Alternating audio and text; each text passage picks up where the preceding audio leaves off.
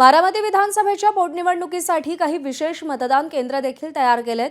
जळूची इथं गुलाबी रंगाचं मतदान केंद्र उभारण्यात आलंय। या ठिकाणी पिण्याच्या पाण्याची, विश्रांती कक्षाची, हिरकणी कक्षाची देखील सोय करण्यात आलेली आहे। आढावा घेतला आमच्या प्रतिनिधींनी, पाहूया। बारामती विधानसभेची पोटनिवडणूक आज पार पडते आणि या मतदानाच्या निमित्तानं मतदारसंघामध्ये वेगवेगळ्या ठिकाणी काही आकर्षक मतदान केंद्र देखील तयार करण्यात आलेले आहेत। बारामती विधानसभा मतदारसंघातील हे एक मतदान केंद्र आहे। या मतदान केंद्रावर मुलींचे शासकीय वसतिगृह जळूची या ठिकाणचं हे मतदारसंघ आपण पाहतोय। आकर्षकरित्या या ठिकाणी सजावट करण्यात आलेली आहे। यंदा या मतदान केंद्रामध्ये स्पेशली महिलांसाठीच्या सोयीसुविधा देखील या ठिकाणी करण्यात आलेल्या आहेत आणि एक गुलाबी रंगाच्या आकर्षक सजावटीमध्ये हे मतदान केंद्र सजवल्याचं आपल्याला दिसतंय।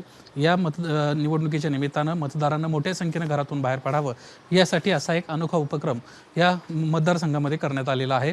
कशा पद्धतीची तुम्ही व्यवस्था केली आहे? अशा आकर्षक पद्धतीचे किती मतदान केंद्र तुम्ही तयार केले? असे आपण बारामती तालुक्यामध्ये 5 मतदान केंद्र तयार केलेले आहेत। हे पिंक मतदान केंद्र आहे। या ठिकाणी सर्व महिला हे मतदान केंद्र चालवतात। सर्व अधिकारी या केंद्रावर महिला असतात।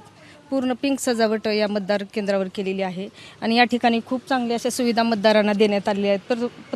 प्रथमोपचार कक्ष आहे, पिण्याचं पाणी दिलेलं आहे, ज्येष्ठ नागरिकांना थांबण्यासाठी विश्रांती कक्ष दिलेला आहे, हिरकणी कक्ष दिलेला आहे।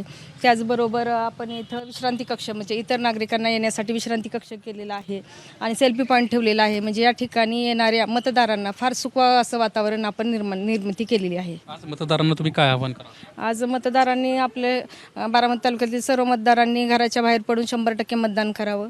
जास्तीत जास्त संख्येनं मतदारांना बाहेर यावं, मतदानासाठी उपस्थित राहावं यासाठी देखील व्यवस्था केलेली आहे। आणि सध्या उन्हाचा तडाखा प्रचंड आहे, त्यामुळे मंडप देखील या ठिकाणी घालण्यात आल्याचं दिसतंय। त्यामुळे मतदारांना कुठल्याही प्रकारे त्रास होणार नाही अशी एक व्यवस्था या ठिकाणी करण्यात आल्याचं आपल्याला दिसतंय। कॅमेरामन रोहित कांबळेसह निलेश बुदावले, एबीपी माझा, बारामती। एबीपी माझा, उघडा डोळे बघा नीट।